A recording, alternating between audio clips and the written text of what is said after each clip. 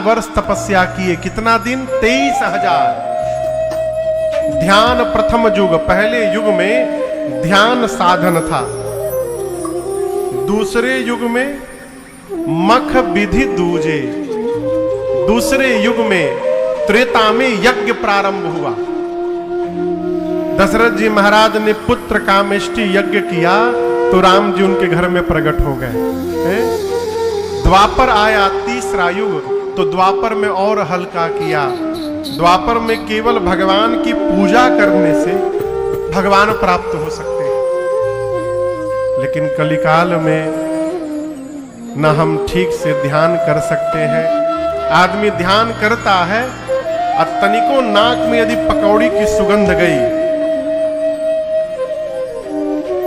ध्यान करते समय तनिको महका, क्या बन रहा है वो, ध्यान गया है। हम पूजा ठीक से नहीं करते, पूजो करते हैं उसमें मोबाइल से बतियावत भी है। ना हम यज्ञ कर सकते हैं। यज्ञ लोग जींस पैंट पहन के स्वाहा स्वाहा कर रहे हैं। यज्ञ ना हम ठीक से ध्यान कर सकते हैं, न यज्ञ कर सकते हैं, न पूजन कर सकते हैं। तो कलिकाल का जीव का उद्धार कैसे होगा? गोस्वामी जी कहते हैं, राम नाम अवलंबन एको, केवल और केवल भगवान के नाम का आश्रय है। इस कलिकाल में हम और आप बैठकर भगवान के नाम का स्मरण करते रहे, भगवान की कथाओं को श्रवण करते रहे, गुणगान करते रहे, तो बिना और कुछ किए इस कलिकाल को हम और आप पार कर सकते हैं, भवसागर को। इसमें कोई संशय नहीं है। इसलिए गोस्वामी जी कहते हैं, कलयुग जैसा दूसरा कोई युग नहीं। और उसी कलिकाल में बैठकर 9 दिनों तक हमें और आपको इस कथा गंगा को श्रवण करने का, स्नान करने का, गोता लगाने का सौभाग्य प्राप्त हुआ। ये भगवत कृपा का परिणाम है। पूज्यपाद गोस्वामी तुलसीदास जी महाराज कहते हैं, इस ग्रंथ का नाम है श्री रामचरितमानस। इस ग्रंथ का नाम श्री रामचरितमानस क्यों रखा? क्योंकि इसमें जो कथा लिखी गई है, इस कथा को सबसे पहले भगवान शंकर ने लिखा। रची महेश निज मानस राखा। कहाँ रखा? मानस में, मन में। और जब उचित समय आया, पाई सुसमय शिवासन भाखा। उचित समय प्राप्त होने पर भगवान शंकर ने मां पार्वती को इस कथा को श्रवण कराया। गोस्वामी जी कहते हैं, जो राम जी का चरित्र शिव जी के मानस से निकला है, उस चरित्र को मैं लिखने जा रहा हूं। इसलिए इस ग्रंथ का नाम होगा श्री रामचरित। कहां से निकला? तो मानस से, इसलिए नाम पड़ा श्री रामचरित मानस। दूसरा एक और कारण है। कई लोग, क्षमा करिएगा, कई लोग मिलते हैं, कहते हैं महाराज हम 40 साल से सुंदरकांड पढ़ रहे हैं। कितने साल से? एक आदमी तो हद कर दिया, बोला महाराज 18 मिनट में। हम बोले का पूरा? मतलब बोले 18 मिनट में हम पूरा सुंदरकांड पढ़ी देते हैं। हमको भी आश्चर्य हुआ। हम बोले एक पेज पढ़ के दिखाइए। शुरू हो गए, का पढ़ रहे हैं? बल में का पढ़ रहे? वो राम जी जाने, वो जाने। ऐसे पढ़ने का कोई अर्थ नहीं है। एक महापुरुष रोज एक चौपाई पढ़ते थे। परहित सरिस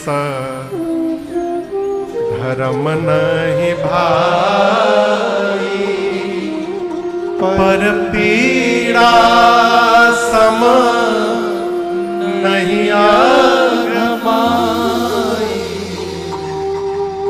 रोज एक ही चौपाई ये गाते थे, पढ़ते थे। उनके मित्र ने कहा, अरे दूसरी चौपाई भी कभी गा लो। तो बोले कैसे गा लें, इसी चौपाई को ठीक से जीवन में अभी नहीं उतार पाया हूं, तो दूसरी का नंबर कहां से आएगा। मानस जी केवल पढ़ने के लिए नहीं है,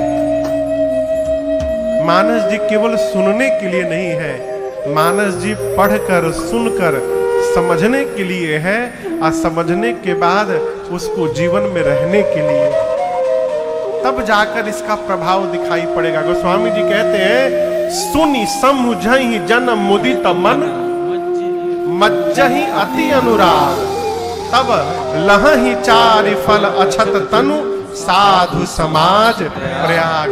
पहले सुने फिर समझे। मज्जहि समझ रहे हैं, मज्जहि, मज्जहि माने ये लोग से पूछा था, मज्जहि माने स्नान करना। पहले सुने, सुनी, फिर समझे, समझहि कौन, सामने बैठे श्रोता जन, कैसे मुदित मन, कैसे सुने, मुदित मन से, प्रसन्न मन से। देखिए, दबाव पूर्वक नहीं सुनना चाहिए। किसी के दबाव में यदि आके पंडाल में बैठ गए तो आदमी सुनेगा नहीं, बार बार घड़ी देखेगा, कब तक बोली है हो महाराज। आज दिन पहाड़ हो गया, बजी नहीं रहा छे कि बंद हुई महाराज। कैसे सुने, मुदित मन, मुदित मन से, प्रसन्न मन कर होकर जब आप सुनकर समझिएगा, तब मज्जहि अति अनुराग, फिर इस कथा में गोता लगेगा।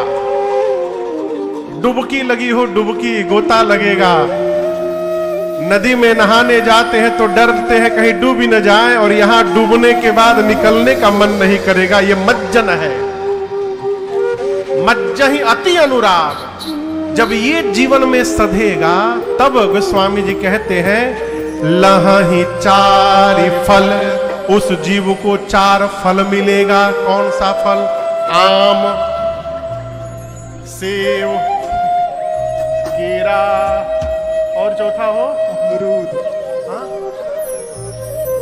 अनार, ये तरबूजो कहत रहला। आम, केला, सेव, अनार, तरबूज नहीं मिलेगा, 4 ही फल। एक जगह कथा चल रही थी, तो महाराज बोले, आप भाव से कथा सुनिए, 4 फल मिलेगा। एक श्रोता पकड़ लिया, महाराज जी को लाओ दो, हम 4 घंटा बैठ के सुने हैं। क्या मिलेगा, धर्म, अर्थ, काम और मोक्ष की प्राप्ति हो जाएगी। ये जीवन के 4 फल हैं। ये कब प्राप्त होगा, जो सुनने के बाद, समझने के बाद इसमें गोता लगाएगा। तो गोस्वामी तुलसीदास जी इस ग्रंथ का नाम श्री रामचरित मानस रखे। क्यों, मानस का अर्थ है मन, मानस मने मन। गोस्वामी जी कहते हैं, जो भी मनुष्य इस ग्रंथ को पढ़कर सुनकर समझ लेगा, उसके मानस में पूरा का पूरा श्री राम चरित्र आकर के स्थापित हो जाएगा। इसलिए इस ग्रंथ का नाम रखा श्री रामचरित मानस।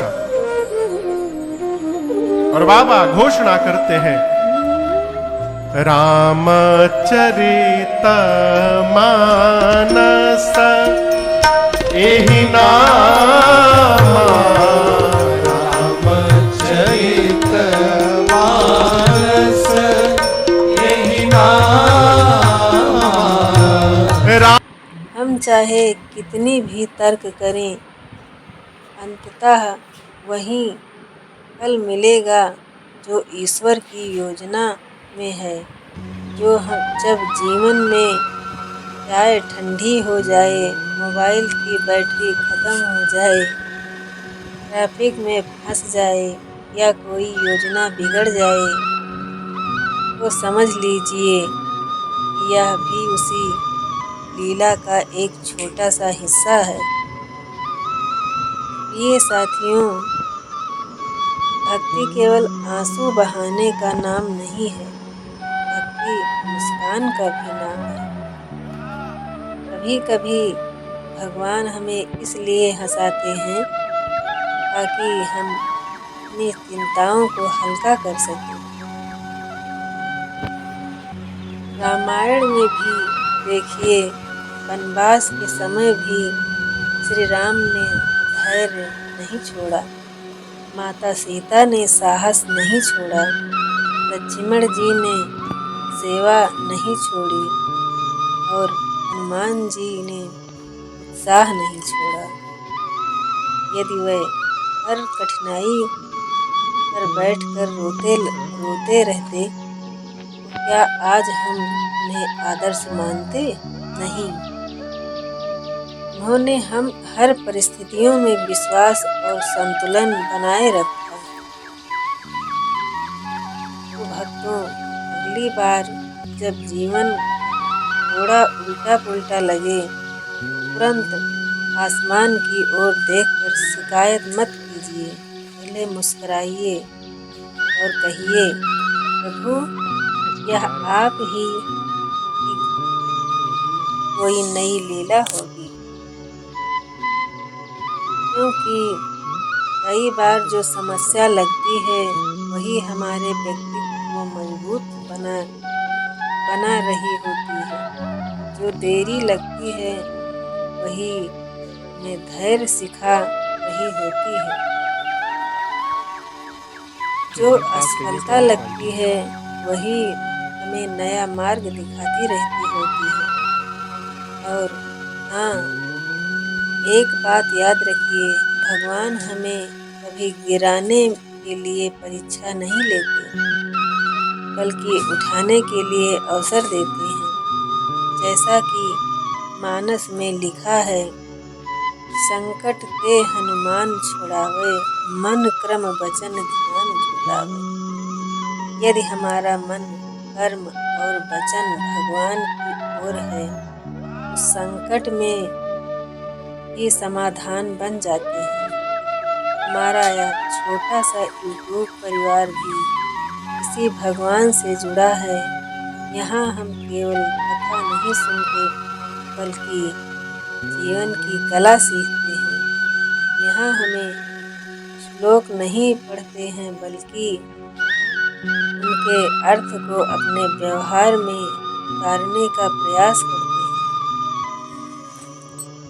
क्योंकि जहाँ राम का नाम है वहीं निराशा टिक सकती है, जहाँ सिया राम का स्मरण है वहीं चिंता अधिक देर तक नहीं रह सकती, और जहाँ भक्ति है वहीं हंसी भी पवित्र हो जाती है। तो प्रिय भक्तों, अगर आज की हास्य कथा में आपके चेहरे पर हल्की सी मुस्कान ला दी हो, अगर आपको लगा हो कि जीवन की समस्याएं उतनी बड़ी नहीं जितनी हम सोच लेते हैं, अगर आपको हम अपने भी व्यवहार में थोड़ा सा भोला राम दिखाई दिया हो, तो समझ लीजिए कि कथा सफल हो गई। हम सब में थोड़ा सा भोलापन है, थोड़ा सा अधैर्य है और थोड़ा सा शिकायत करने वाला मन भी है, लेकिन उसी के साथ हमारे भीतर भक्ति की ज्योति भी है, विश्वास की शक्ति।